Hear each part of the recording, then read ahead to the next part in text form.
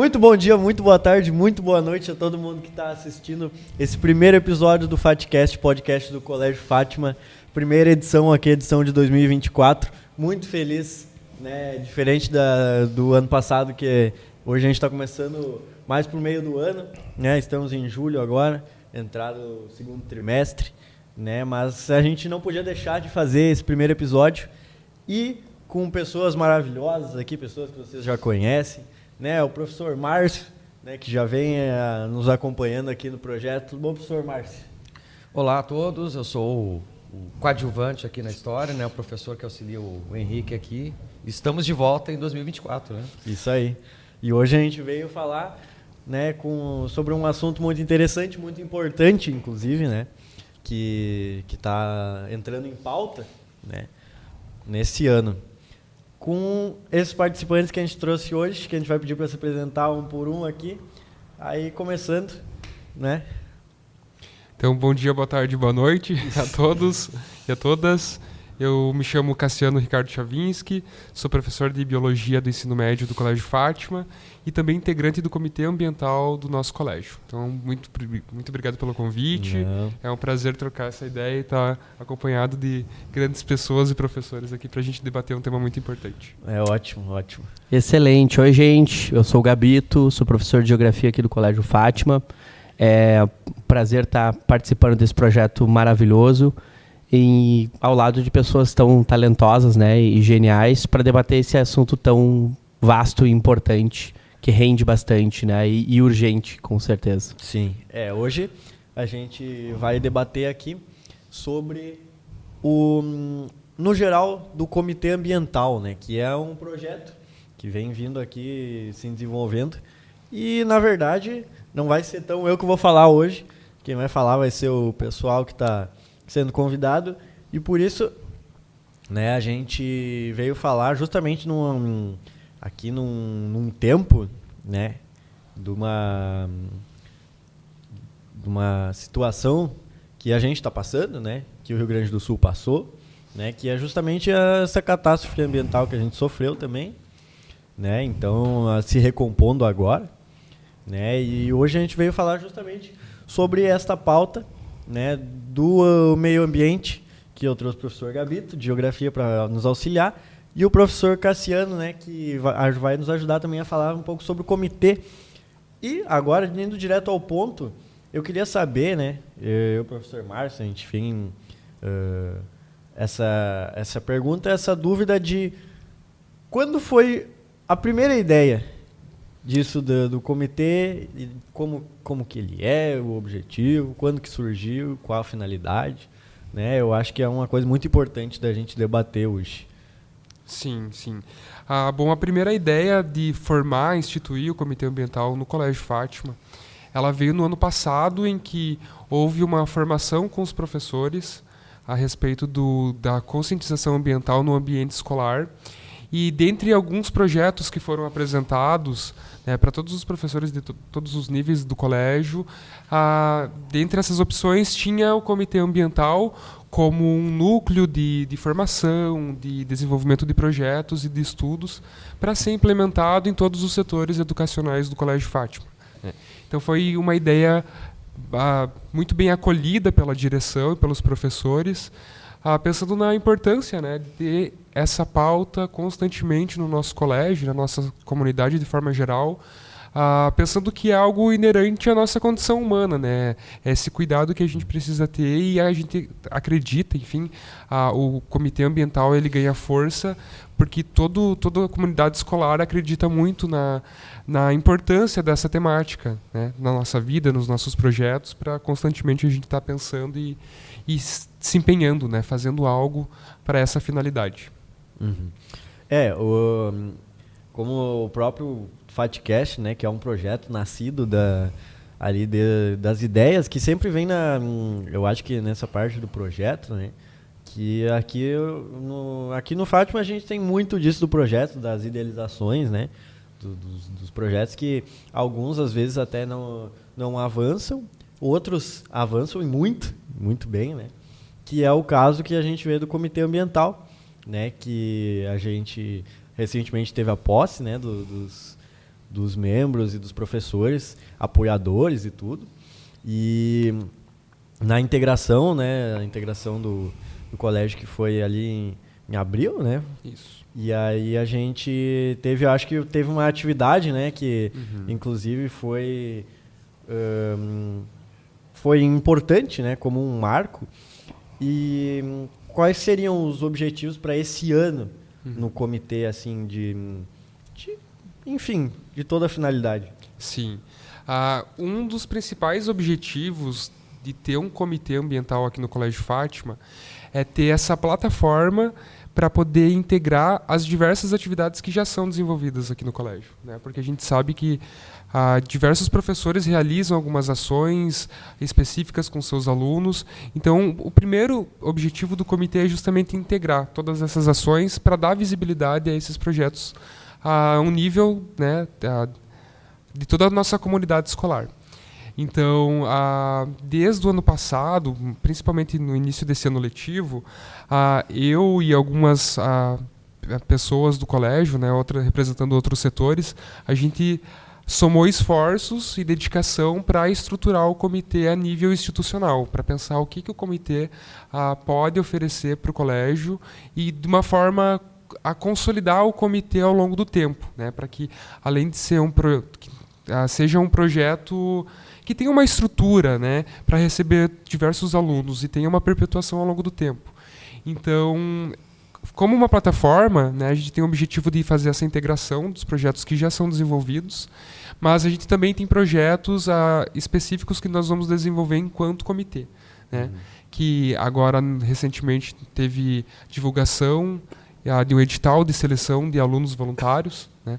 Então a gente já tem esses alunos, as professoras voluntárias, então agora o comitê ambiental ele ganhou um corpo, né, de pessoas para estar ativamente desenvolvendo os projetos que por enquanto estão a nível no campo das ideias, né, no papel, mas que vão ser executados a partir da semana que vem, que já vai ter o nosso primeiro encontro presencial.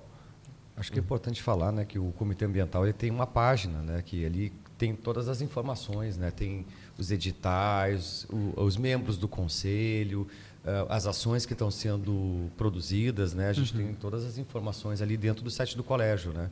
Isso. Qual que é o endereço mesmo?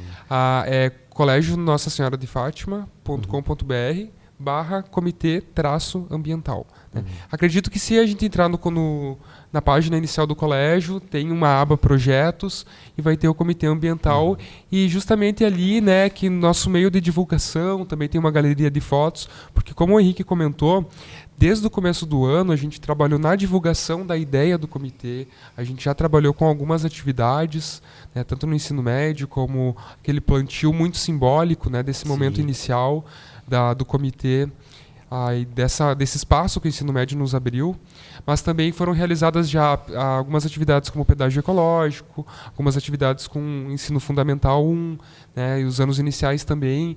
Agora, na Semana do Meio Ambiente, teve uma grande conscientização e um trabalho coletivo das crianças, né, pensando e também se questionando sobre o ambiente que nós queremos construir ao longo do tempo. Então, essas atividades já estão ocorrendo, né, e cada vez mais a ideia é integrar, né, professores e alunos para lidar com a temática, né, com essa temática importante. Sim. Eu queria ouvir de ti, professor Gabito, como professor de Geografia, né, que está aqui ouvindo toda essa parte, das tuas considerações, né, como da tua área, né. Eu queria ouvir qual a tua opinião e a importância desse projeto, né, como a participação desse projeto e nas atuações dele aqui no campo do colégio, né? Eu acho que parte do pressuposto que falar de questões ambientais, que é um dos assuntos que eu acho que a gente debate hoje também, né, é importante a gente pensar das ações que vão mitigar os processos que a gente vivencia hoje, né, do aquecimento global, os eventos extremos. E, sem sombra de dúvidas, entre a cartilha de ações possíveis, que é, sim, investir em pesquisa, ciência, inovação, tecnologia, a favor, né, da ocupação humana de uma maneira mais equilibrada, sem sombra de dúvidas, a gente tem que considerar os espaços de educação formal e também de educação informal. né, como um trampolim, digamos assim, né, para que isso vire uma ação de fato em cadeia, que isso se torne, né, proporcionalmente grande. E o Comitê Ambiental do Colégio é uma excelente iniciativa porque cristaliza isso, né, consolida essa lógica de ter essas iniciativas como algo institucional. Né? A gente está dentro de um espaço de educação formal, que é uma instituição que é o Colégio Fátima, que é genial abrir esse espaço para esse tipo de projeto, para a gente ter isso enquanto um setor da escola. Isso é parte de todos nós. E o mais genial de tudo isso, que eu achei bonito, inclusive, grande, né, é ver que o comitê ele é um projeto, não é só do ensino médio, só do ensino fundamental, ele é um projeto do Colégio Fátima. Ele é horizontalizado, né, vai envolver desde as crianças até os nossos alunos do ensino médio, que precisam acessar isso, né? Que precisam conversar a respeito. Né? O processo de conscientização do uso, do que a gente faz, do que a gente produz, ele precisa ser instituído culturalmente na gente. E é muito importante que isso venha desde as bases, né? Nas nossas bases etárias, aí, que são as crianças, já começar a visualizar isso e vivenciar isso. Né? É interessante que, se a gente olhar, as crianças de hoje, que nasceram no século XXI, elas estão enxergando as mudanças climáticas acontecer recorrentemente. Eles estão enxergando o planeta bater recorde toda semana. Né? Porque a gente aqui no Rio Grande do Sul foi acometido por uma tragédia climática, mas essas tragédias extremas elas estão acontecendo em todas as partes do mundo, na Alemanha, na Índia, no México. São muitos espaços que acontecem ao mesmo tempo e nós agora fomos a vítima e possivelmente seremos em outros momentos, né? Porque a realidade não é nada boa. E essas crianças já estão vivenciando esses recordes semana a semana. E isso é muito bizarro, e eu acho que não sei se o Henrique, que é o rapaz jovem aqui da mesa, né, mas acho que o Márcio e o Cassiano vão concordar comigo. Eu, quando estava na escola, a gente estudava aquecimento global, as mudanças climáticas, etc. Parecia que os eventos extremos eram de um futuro muito distante. Era quase que distópico, uma coisa que, sei lá, né? E a imagem de tudo isso era que chegava pra gente era o urso polar morrendo, derretendo no meio do gelo, e que o urso polar ele tá lá no hemisfério norte, então tudo, o simbólico disso, inclusive, estava muito distante da gente, né, dessa realidade. Então, ficava difícil da gente perceber. E a gente já está vivenciando isso. O mundo acabando aos poucos, né, se degradando aos poucos, no nosso dia a dia, interferindo na nossa logística do dia a dia. Né? E eu já vou aproveitar o gancho, já que a gente chegou aí, que eu acho que é essa a ideia, né, que a gente vai batendo esse papo, né? Com certeza. Já falar de uma coisa que já jogar uma polêmica para a gente debater, que é em relação ao simbólico da tragédia no Rio Grande do Sul, né? Muitas pessoas vieram com o simbólico, que é o cavalo caramelo, em cima de uma casa, né, que ficou dias isolado, esperando resgate. E venho debatendo e conversando sobre isso com vários outros colegas também, com os alunos também, sobre o assunto, né? Semana pós-tragédia ali, a gente fez aulas temáticas sobre aqui, até né? Ia comentar, né, que a gente, até para conteúdo para a prova, né? A gente estava num conteúdo totalmente diferente e a gente passou, né, para essa parte que é muito para trabalhar isso, né? A gente não pode deixar passar na nossa frente. Mas enfim, o que eu queria trazer é que eu discordo que o cavalo caramelo seja o símbolo da nossa tragédia climática. Para mim, o símbolo da tragédia climática no Rio Grande do Sul é ver o aeroporto Salgado Filho embaixo d'água, a rodoviária de Porto Alegre embaixo d'água e o estado inteiro desconectado, né, porque a gente foi afetado em todas as pontes de vários trechos, digamos assim, né, sem energia, sem água. Isso é o símbolo da tragédia climática. E eu não estou desmerecendo o cavalo. Isso é a minha opinião. Né? Acho que sim, tem um simbólico forte disso, até pela questão da identidade do gaúcho e a relação com o cavalo. Né? Mas, quando a gente enxerga que os principais nós que conectam o Rio Grande do Sul com o resto do mundo foram rompidos pela tragédia climática, e um simbólico disso é o aeroporto Salgado Filho e a rodoviária de Porto Alegre estarem desconectadas de todo o resto, bom, aí acho que aí está o nosso simbólico, é o lugar que as pessoas circulavam, né, diariamente, de forma recorrente e intensa e óbvia, Era óbvio, é muito fácil e óbvio pra gente aqui. Não, tu vai, digamos, tem que fazer uma viagem grande. Não, vai a Porto Alegre, pega o voo e resolve tua vida. Sim. E hoje as pessoas, para este ano, né, que precisam fazer viagens grandes, já muda toda a logística. Vai ter que ir a Florianópolis ou em outras cidades do interior do estado para fazer uma conexão e aí já gera todo um descompasso, né? Então, é um ponto interessante, assim, curioso, né? Esses contextos que a gente está vivenciando, enfim, né? Vou passar a bola, senão eu não paro de falar. Eu colocaria, não discordando contigo, acho que de fato esses elementos, mas acho que o isolamento de Porto Alegre é o grande... Porque o alagamento de Porto Alegre, o isolamento, porque Porto Alegre ficou toda isolada. Né? Exato. Chegar em Porto Alegre era impossível. Exato. E esse isolamento de Porto Alegre, sendo que é a capital do estado, sendo que é o nosso polo de referência de serviços, de produtos, de interconexão de abastecimento do estado, né? De abastecimento de tudo, está isolado, porque a entrada de Porto Alegre está alagada inteira. Né? É bizarro. Que toda aquela região do Cais do Porto ali estava toda embaixo da água e não tinha como acessar a cidade, porque o principal via de acesso estava embaixo da água. Aquilo ali foi aquelas imagens que engloba também, né? O aeroporto, engloba a rodoviária. Eu acho que é um marco simbólico da tragédia. E isso eu vejo como um problema, e eu me preocupo com essa situação, porque eu tendo a ver a médio prazo, e já vendo um pouco o contexto atual, isso caindo um pouco no esquecimento já.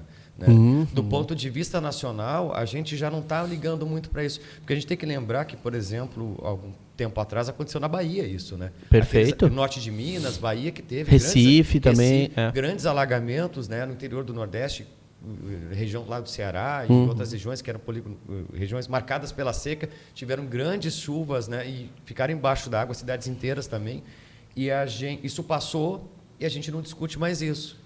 Né? E eu temo que isso o Estado não vai se recuperar, a gente vai parar de discutir essas questões em âmbito nacional, isso vai gerar impactos sociais e econômicos a médio prazo, porque boa parte do aporte de recursos, inclusive, não está vindo para cá, porque já colocamos as obras de revitalização ou recuperação numa fila de espera, a urgência já começou a cair, então algumas coisas já estão começando a não ser mais discutidas. E só aqueles que foram afetados diretamente estão levantando a bandeira que a gente precisa fazer alguma coisa. Mas as regiões menos afetadas já estão lá, vida que segue. Que é um pouco da lógica de discussão que localmente a gente teve em relação à própria Boate Kiss. As famílias que não foram afetadas pela Boate não querem mais falar daquilo. Né? A gente tem uma lógica de que a tragédia a gente fala enquanto ela está acontecendo ou quando ela está latente, quando a ferida está aberta. Mas quando a ferida começa a fechar, ninguém mais quer falar nela. Né? Eu temo, sinceramente, que no Rio Grande do Sul isso ocorra, quer dizer, já está ocorrendo do meu ponto de vista e ocorra com mais intensidade. Conforme essa situação vai se distanciando um pouco no horizonte temporal, a gente vai discutindo cada vez menos e cada vez menos se resolva aquilo que aconteceu aqui, né? Porque, cidades inteiras foram destruídas, né? E será que elas vão ser recuperadas? Né? Aí é uma outra história, mas em relação ao símbolo, eu acho que é Porto Alegre isolada, né? Com certeza. O isolamento de Porto Alegre, sem sombra de dúvidas, é o grande marco dessa e é um evento, uma coisa tão maluca, tão extrema, assim. Eu conversava semana passada com uma geóloga da UFSM, professora Andréa Numer, chefe do Departamento de Geociências, que já trabalha com área de risco há 30 anos, no Laboratório de Geologia Ambiental, ao qual eu fui bolsista por 3 anos na universidade. Então, mapeamento de risco a gente sempre fez na Universidade Federal de Santa Maria, por exemplo, há muitos anos. É o laboratório mais antigo do Departamento de Geociências. E por muitos anos, na época que eu estava na universidade, muitas vezes a gente fazia os mapeamentos de risco, levavam os mapas e apontavam as áreas mais vulneráveis, e as prefeituras do interior do estado engavetavam.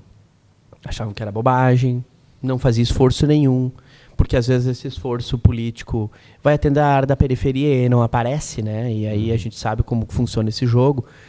E agora está um desespero, porque esses prefeitos estão desesperados atrás, né, da equipe do laboratório, que estão fazendo um trabalho incansável num projeto já aprovado no Ministério das Cidades, que é o projeto Periferia Sem Risco, que é um projeto muito incrível, que já estão fazendo levantamentos assustadores.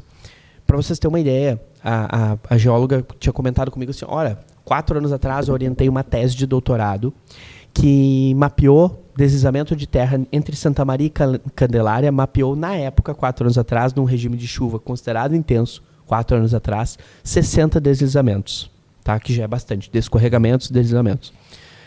Agora eles mapearam em campo, somente no município de Agudo, mais de 260 deslizamentos ocorridos em uma semana, né? Dado o volume de chuva. Ou seja, os processos foram a um extremo jamais pensado e nos colocaram em xeque não só a vida de muitas pessoas que perderam suas vidas, muitas ainda desaparecidas, né, como grandes perdas materiais, né, e danos emocionais, sem sombra de dúvida, que a gente enxerga aí de tantas comunidades que foram afetadas. E nos coloca uma reflexão importante dessa reconstrução, se não for pensada de uma maneira aliada à ciência. A gente não pode ter cidades desenvolvidas na margem de um rio. O rio está mudando o seu curso e ele faz isso há milhões de anos. Os rios mudam o seu curso, dado os processos de chuva e sedimentação, né? Eles podem formar diferentes canais. Eles estão fazendo isso, que é o seu espaço natural. Né? A gente não pode ter lixo dentro do rio, a gente não pode ter mais área agrícola e urbana do que área de vegetação nativa, que faz um processo de absorção de todo esse volume d'água, né? E não tem isso. Então, as regiões do Vale do Taquari, do Rio dos Sinos, do Rio Caí, do Rio Jacuí, se tu vai olhar uma escala temporal, aumentaram tanto as suas áreas urbanas e solo agrícola, que tem as suas relevâncias, sem respeito nenhum à questão ambiental, que essa água toda chega aonde? No Guaíba, que é Porto Alegre. E esse volume de sedimentação em água que era para um semestre ou um ano todo, chegou em uma semana. Né? Então, é grave. E a questão do assoreamento dos rios, né? Os rios estão que cada isso vez potencializa mais... muito, né? são cada vez menos profundos, né? Em função justamente do avanço da fronteira agrícola. Dessa ação antrópica também, né? Que o Gabito comentou de lixo. Né? E ainda mais com esse volume de chuva agora, os leitos dos rios, eles estão muito modificados. Então, qualquer volume de chuva que cai nesses últimos dias, né, a gente percebeu isso, tem impacto nessas áreas de alagamento, né, que aumentaram muito. Então, o problema é que agora a gente está numa corrida para lidar com as medidas de mitigação, né, essa reconstrução, e vai demorar muito tempo, né, pensando em rodovias, né, em estruturas, obras, enfim, colégios, muitas obras habitacionais, né? Então isso vai demandar muito tempo. Mas além dessas medidas de mitigação, a gente precisa focar, principalmente, né, os responsáveis pelo setor público, focar em medidas não de mitigação, mas que para evitativas, né, para que a gente prepare o ambiente para não sofrer esses danos, né, como a gente está sofrendo. Isso é fundamental. Esse aspecto dos efeitos sentidos, né, é uma coisa que cai em prova, inclusive, no Enem. Eu até já comentei com a galera do terceiro ano. A gente divide isso em ações de mitigação e adaptação. Né? A mitigação é o que eu posso fazer para reduzir aquilo que causa o problema. Então, é diminuir as emissões de carbono, é adotar uma agricultura sustentável, é, sim, levantar a bandeira da sustentabilidade como algo possível, e é possível, tá aí o Comitê Ambiental como um projeto de desenvolvimento sustentável, até a gente pode depois falar mais sobre isso, né? Que é esses pontos. Então, melhorar as matrizes de produção de energia, que o mundo não vem fazendo isso. Bem pelo contrário, a gente vê países como China e Estados Unidos emitindo cada vez mais carbono, né, e o caos acontecendo e ninguém consegue frear isso. E as estratégias de adaptação o BO que já está acontecendo, como é que eu posso me adaptar a ele. Então, por exemplo, os diques de contenção em Porto Alegre são obras de adaptação a um problema que já acontece, que são as cheias do Guaíba. Só que também, se a gente não tem manutenção da estratégia que aquilo, né, que é para se adaptar, acontece o que aconteceu em Porto Alegre. Exatamente. Né? A falta dessa manutenção, né, esse despreparo, geram efeitos muito nocivos, vídeo que a gente... Né? Eu acho que a gente tem uma questão de política pública nacional que a gente tem que pensar, né, que é justamente a gente mudar um paradigma nacional de não agir exclusivamente na contenção, depois que a catástrofe ocorre. Perfeito. Quando a gente está discutindo as questões climáticas, a gente tem que ser proativo, no sentido de antecipar cenários, antecipar situações que podem acontecer, a construção de cenários cada vez mais catastróficos e não no sentido de, meu Deus, isso vai destruir. Não, mas o que a gente, dado um cenário catastrófico, o que a gente pode fazer? Que obras podem ser feitas de forma com que esse cenário catastrófico, caso aconteça, não gere mortes, não gere tanto prejuízo, Perfeito. não afete tanto as cidades, não interrompa, né, a comunicação entre as cidades. O que a gente pode fazer a partir disso? Né? Porque eu acho que isso é uma coisa que a gente não tem uma tradição política dessa orientação, né? A gente, nossa política pública, ela é sempre reativa, né? Exato. Ela sempre vem a reboque de uma catástrofe, a reboque de uma situação não... Bom, a gente tem N exemplos, né? Agora, até a própria questão da Braskem, né? Exato, que também já caiu no esquecimento. Caiu né? no esquecimento, exatamente. Que está afundando a cidade inteira, né? De Maceió, lá, boa parte de Maceió, e que tem uma relação com falta de fiscalização, falta de uma ação planejada e bem pensada de extração, né, de minérios naquela região, e agora está afundando, né, os bairros inteiros. Então, essas coisas a gente tem que pensar, né? E isso é revoltante, porque assim, vamos pensar que a cheia de 41 Porto Alegre está 1941, a gente inserido num outro contexto histórico de desenvolvimento da ciência, de tecnologia. Só que, cara, com o que a gente tem hoje, né, com o que as universidades produzem hoje dentro do país, de modelos digitais que já apontam esses problemas, vai acontecer se a gente não fizer. Os alertas já estão sendo dados, né? E os alertas não estão sendo ouvidos. E aí a gente espera, literalmente, a gente afundar, né, para daí buscar as estratégias para se organizar em relação a isso. Né? E essa lógica de negação científica, né, na medida em que muitos relatórios são produzidos, muitos cientistas dedicam anos de pesquisa para nos mostrar com evidências esses planejamentos de cenários futuros, isso é ignorado, né, muitas vezes. É só a gente pensar no quanto do orçamento público é destinado para as questões ambientais do nosso país. Mesmo tendo uma grande demanda, a gente sabe disso, por exemplo, a Prefeitura de Porto Alegre tendo relatórios de manutenção, né, da URGS no setor de hidrologia, tentando o máximo possível tornar essa questão uma questão importante para a captação de verba de recurso público, foi ignorado. E isso é muito comum e, infelizmente, muito frustrante. Né? Sintomático. E o brasileiro, nós também, enquanto sociedade, né, a gente pouco, quando vai escolher os nossos representantes do executivo, legislativo, né, pouco se pensa na pauta ambiental, se pensa muito na economia, só que aí a gente chegou num caos, um tamanho caos, que a economia, que a educação, que a saúde, está tudo associado ao meio ambiente. É muito maluco, porque a gente acha assim, que meio ambiente, eu vou pro meio ambiente esse final de semana para descansar, vou entrar ali no mato, fazer uma trilha e pegar uma cachoeira. Não, meu amigo, o meio ambiente é aqui e agora. Eu vou no meio ambiente, eu vou na natureza, né? Exato, eu fui para a natureza. Não, até porque se a gente pegar até conceitualmente natureza, propriamente dito, né, espaço natural, ele não existe mais, né? Se pegar e puxar dos geógrafos lá, já dizem que o espaço já foi todo antropizado, não tem mais nada da ordem do natural, e sim da ordem do social, apenas porque a gente já se apropriou de tudo. Então, o meio ambiente é o que a gente está vivenciando no dia a dia. Então, é necessário a gente parar para pensar. Eu só queria fazer um parênteses aqui, fugindo um pouco do assunto, que eu pedir desculpa aos nossos ouvintes e os nossos espectadores aqui, que volta e meia eu tô dando umas tossidas aqui, que o Henrique esqueceu de apresentar os convidados, que a minha tosse também, ela me acompanha já cronicamente, já há meses, né? Então volta e meia, se você ouvir uma tossida aí, é a tosse do Gabito que está se fazendo presente, é uma convidada de hoje também. Não, mas eu acho também o principal aqui do debate, né, que já vem ter sido falado, né, de outras maneiras, que que hoje a gente não está, né, investindo em cuidados, né, a gente está investindo em cuidados de adaptação e de ações paliativas disso, desses desastres, de tudo que vem sendo alertado, né? E a gente está fazendo essa uma ação paliativa. E acho que justamente, né, puxando o gancho do próprio comitê, esse ano, né, a pauta principal é de recursos sólidos, né? Isso.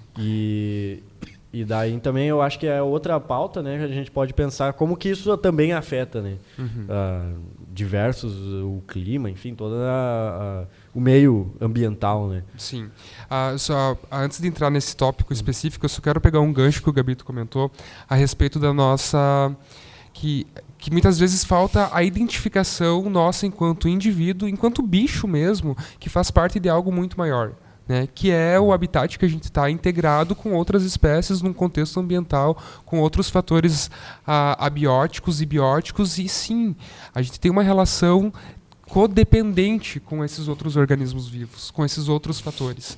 E no momento que a gente degrada isso, essa relação, que a gente vai degradando essa relação conforme o nosso impacto negativo no ambiente, a gente vai sofrer as consequências.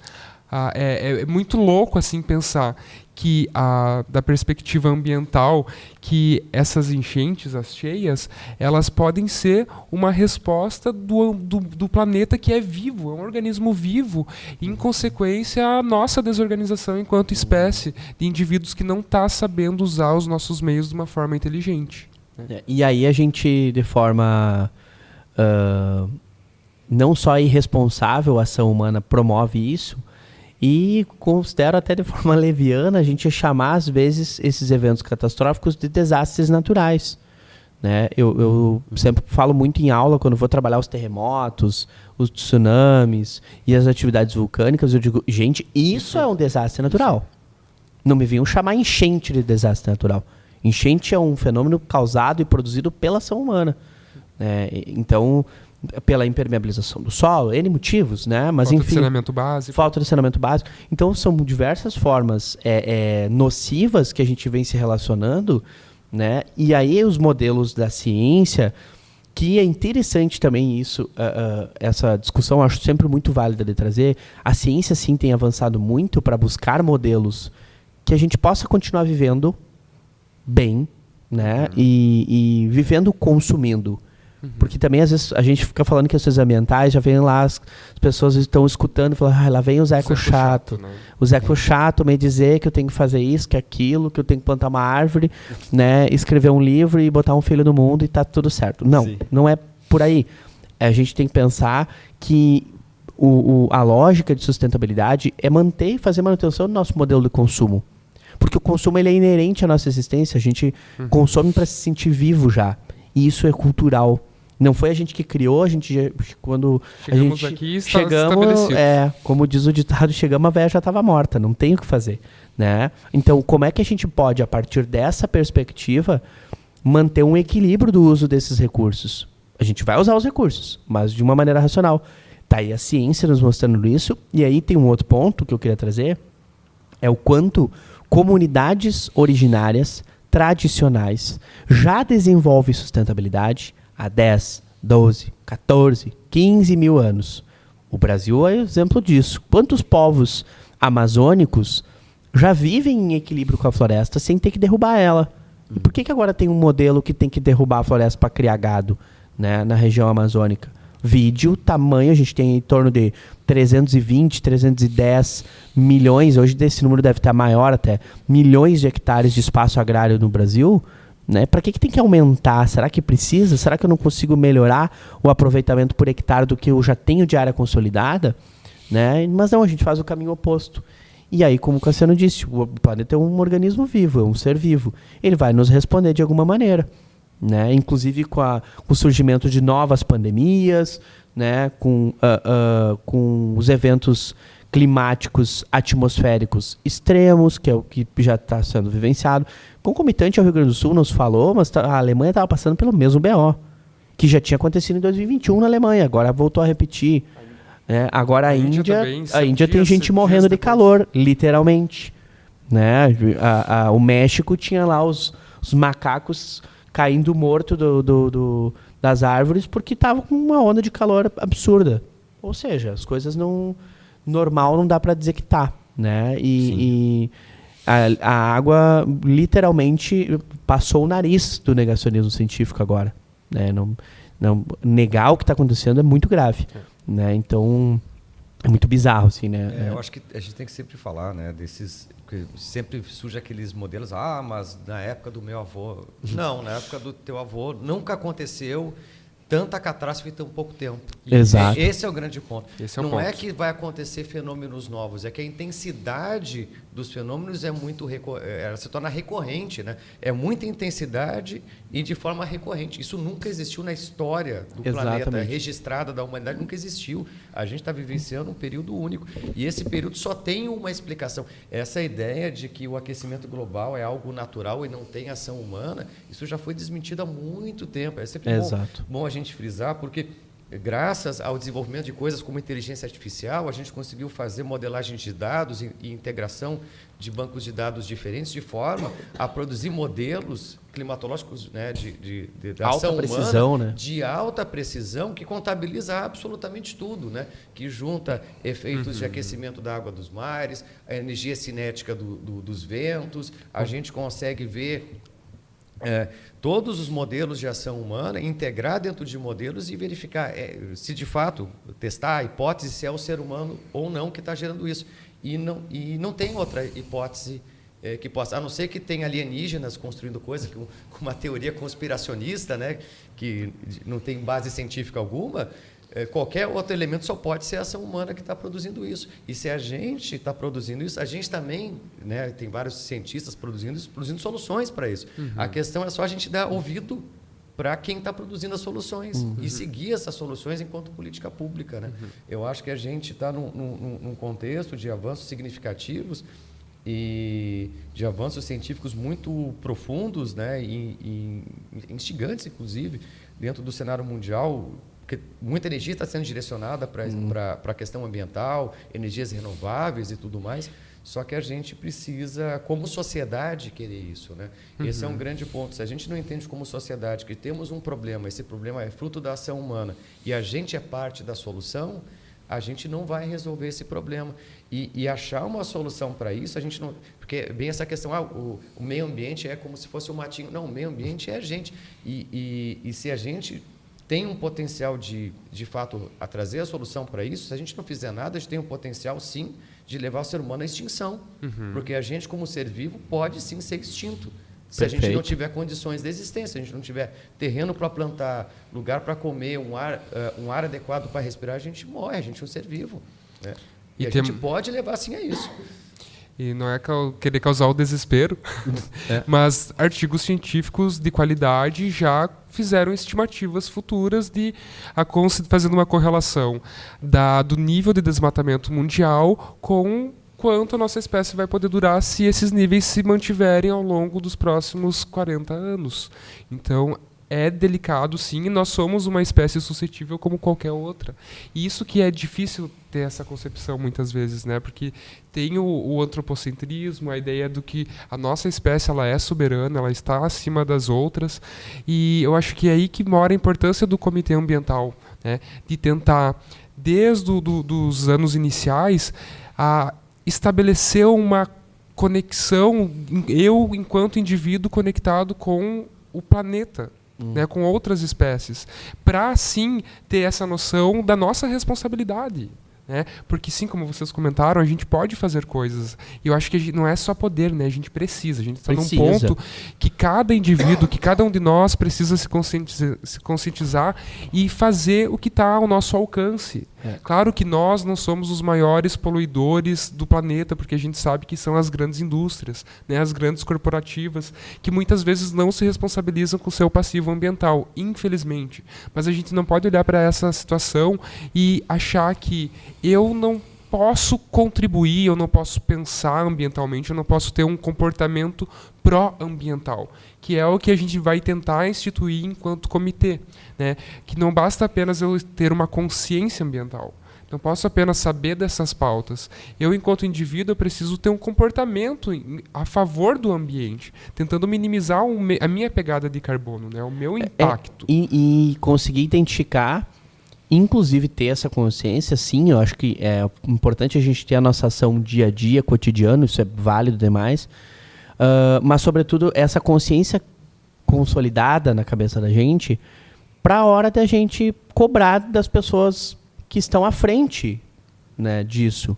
Extrapolar na política, né? Extrapolar na política, no poder público, né, do que está sendo feito na tomada de decisões, do que deve ser apoiado, daquilo que deve ser negado de certa forma. Isso é muito importante, a gente criar essa consciência mental, porque é uma coisa também que há um limite muito bem sensível, eu diria, e perigosíssimo, que às vezes a gente olha certos discursos ambientais importantes, que são necessários, mas que joga a conta só no consumo, só na gente, o cidadão comum do dia a dia. Isso é perigosíssimo, porque a gente ouve assim, e isso é uma coisa que eu encho muito, né, o pessoal com isso.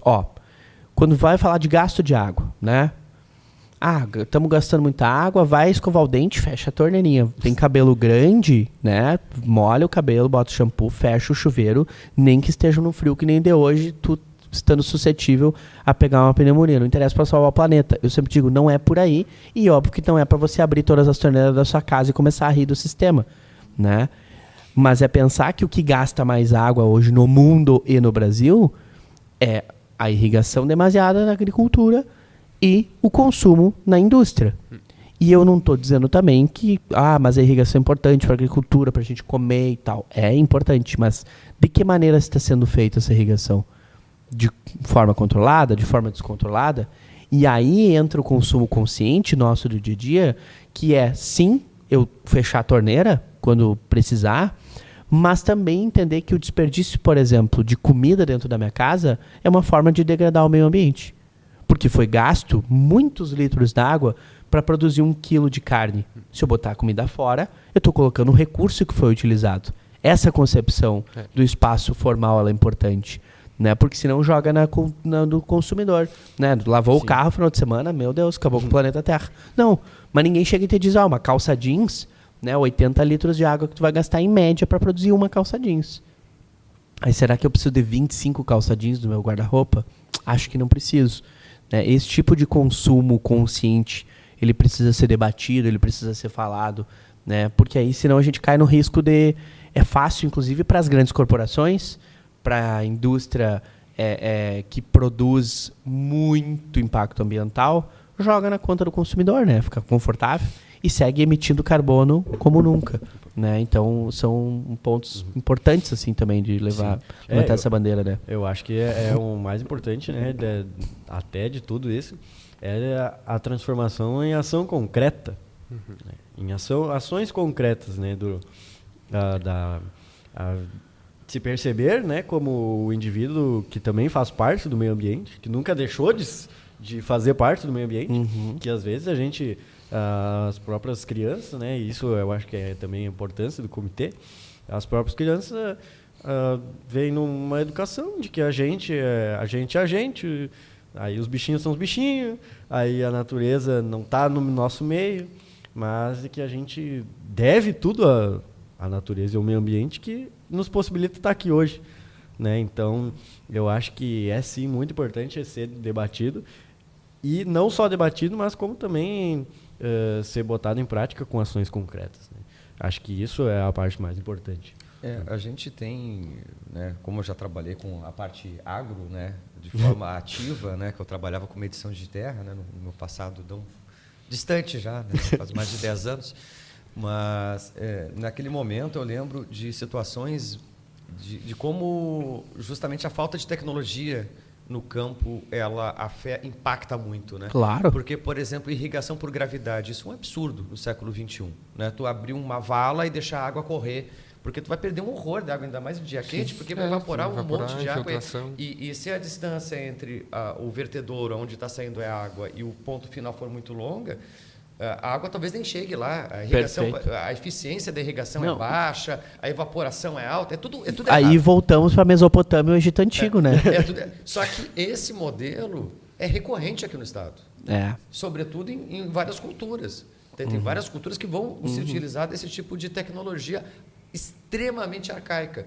Quando no século XXI a gente já tem tecnologias muito mais robustas que vão reduzir muito o desperdício de água, sabe? Então a gente não está falando de quando vai dizer no campo, não deve irrigar, é só usar o que existe de tecnologia. Perfeito. Vamos tornar o processo de uso de água racional, de modo a reduzir desperdício. É só disso que está trazendo. É óbvio que isso vai ter um custo. É óbvio que tem um custo econômico. E aí vem as articulações políticas, inclusive, para isso ser permitido não só para o grande produtor como pequeno, né? Exatamente. Então, isso envolve, sim, políticas públicas, sobretudo para o pequeno produtor ter acesso a esse recurso, a essa tecnologia. Mas isso envolve, sim, cobrança. A gente precisa querer isso e querer como sociedade, porque isso é uma coisa que as pessoas, quando a gente vai estudar política, né, dentro da sociologia, que as pessoas não entendem que a articulação política ela parte da vontade da sociedade civil. O político, em qualquer parte do mundo, ele não atua porque ele é bom, ele atua porque a sociedade cobra que ele atue. Né? E essa cobrança social de atuação política é uma coisa que, às vezes, no Brasil, ela fica em segundo plano, porque a gente elege e espera que ele faça tudo pela gente. Né? A gente elege e espera que o político faça tudo aquilo que a gente só cobra e reclama dele, mas a gente tem um papel ativo de fiscalizar e cobrar as ações políticas, não só a partir do voto, mas a partir da manifestação pública da nossa indignação, da manifestação pública daquilo que a gente está em desacordo com a política. E isso é muito importante que ocorra de alguma forma. E que as pessoas ajam de forma coerente com aquilo que estão cobrando também, né? Isso é importante, né? Exatamente. Coerência de tudo isso. Exato, é importante que isso exista, né? E isso é urgente, né? Essa postura é urgente agora, ainda mais porque a gente está diante de um cenário crítico, né? Que tende a... E essa situação que aconteceu no Estado tende a acontecer de novo. A gente sabe que vai, só não sabe quanto tempo vai levar para acontecer, mas vai acontecer coisas semelhantes no nosso horizonte temporal aí, a gente vai ver provavelmente ainda, né? E a questão é o que a gente vai fazer, né? Porque estamos precisando de muitos milhões, né, de reais para conseguir recuperar esse estrago, esse impacto todo. Bilhões. São 10 bilhões, eu acho. Bilhões. São 10, sai mais caro refazer tudo do zero agora, dado aos processos, do que criar as coisas para evitar isso, investir na tecnologia. Sempre vai sair mais caro. E o mais caro, a gente também tem que se desprender, que pensar que o mais caro ele não está só pautado pelo dinheiro. Né? O mais caro são as perdas materiais, mas a gente tem perdas de vidas humanas que são irreparáveis, perda de memórias, né, de vivências, de famílias inteiras desmanteladas em função dos processos climáticos. Né? Então, acho que tem muito disso também. São muitos prejuízos, não só econômicos. Né? Eu acho que isso é o que vem, né? Até a gente puxou o gancho, mas não tinha falado dos recursos sólidos, né?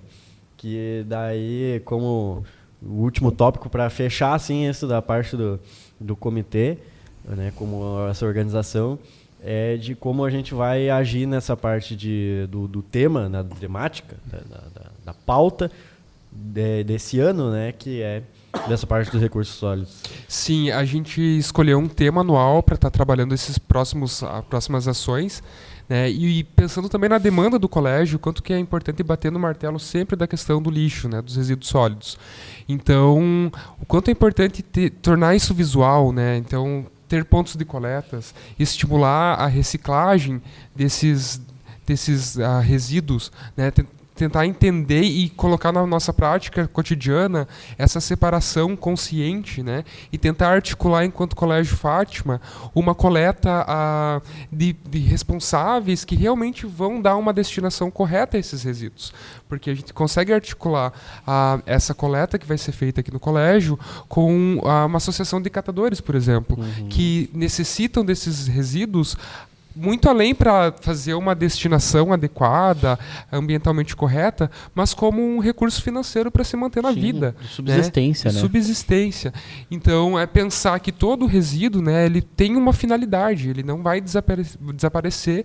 E, enquanto Comitê Ambiental, a nossa proposta é levantar essa questão, né, fazer esse trabalho de conscientização, mas também articular com diversos atores sociais para que a gente consiga fazer esse círculo desses resíduos dentro do nosso colégio de uma forma mais ambientalmente adequada, né?